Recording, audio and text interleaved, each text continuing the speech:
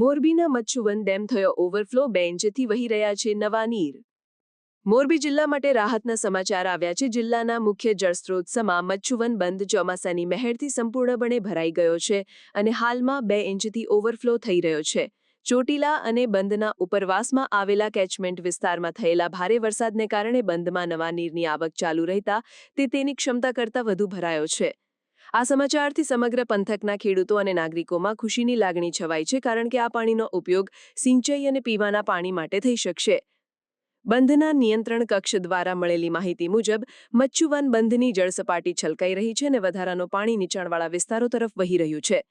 આ વધારાનું પાણી નદી મારફતે મચ્છુ-2 બંધમાં પહોંચશે, જે પણ ભરાવાની અણી પર છે. આ પરિસ્થિતિને ધ્યાનમાં રાખીને મોરબી જિલ્લા વહીવટીતંત્ર દ્વારા નદીના કિનારે આવેલા ગામો અને નીચાણવાળા વિસ્તારોના નાગરિકોને સાવચેત રહેવા માટે સૂચનાઓ જારી કરવામાં આવી છે. પોલીસ અને આપત્તિ વ્યવસ્થાપન ટીમોને પણ તકેદારી રાખવા માટે એલર્ટ કરવામાં આવી છે. મચ્છુવન બંધ ઓવરફ્લો થવાથી રવિ પાક માટે સિંચાઈની પાણીની ચિંતા દૂર થઈ ગઈ છે. ઉપરાંત મોરબી શહેરી વિસ્તાર અને આસપાસના ગામડાઓને પીવાના પાણીની સમસ્યામાંથી રાહત મળશે. બંધના સંપૂર્ણ ભરાવાથી ખેતીની જમીનને ભરપૂર પાણી મળશે, જે આગામી પાક માટે ખૂબ જ ફાયદાકારક સાબિત થશે.